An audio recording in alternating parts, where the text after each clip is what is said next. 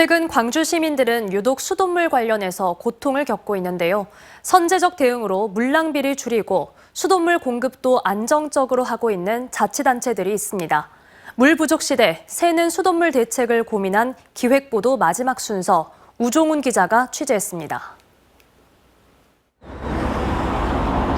땅이 넓고 대부분 산지인 강원도 지역은 특히 새는 물에 대한 고민이 많은 지역입니다. 그중에서도 이곳 홍천군은 국비 지원이 끝난 이후에도 자체 투자를 늘려 새는 물을 잡고 있습니다. 지난 2016년까지만 해도 홍천은 생산된 물의 3분의 1이 샜던 곳입니다.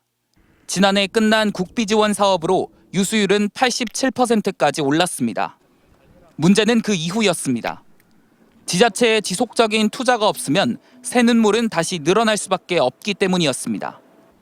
홍천은 국비 사업이 끝나자마자 누수 복구를 위한 전문 기관과 계약을 맺었습니다. 누수 당일 어디에서 새는지 찾고 그날 잡는다는 목표에 따라 새는 물은 갈수록 줄고 있습니다. 그래서 24시간 동안 지금 감시를 하고 계시는 건가요? 현재? 저희가 하루마다 매일매일 이제 감시를 하고 있고요. 인적 투자도 아끼지 않았습니다.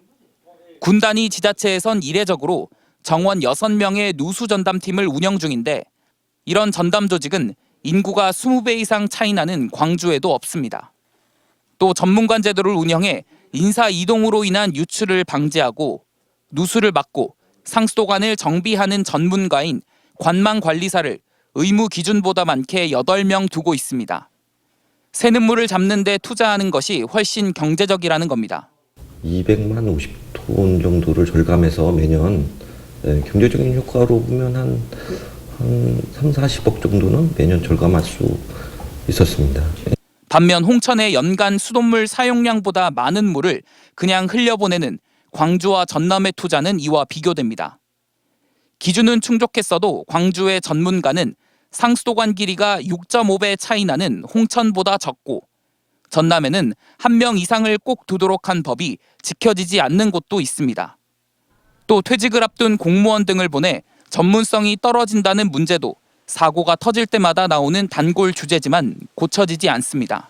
시민들은 전문가들이 현장에서 고군분투를 할 거라고 생각하고 물절약에 동참을 했습니다. 행정과 문서 작업의 전문가들이 모여서 지켜지지도 않는 위기 대응 매뉴얼을 생산하고 있었던 것 같습니다. 광주 덕남 정수장 사고 이후 하루가 멀다 하고 발생하는 상수도관 누수.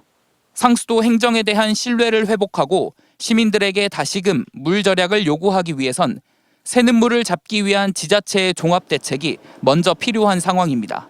MBC 뉴스 우종훈입니다.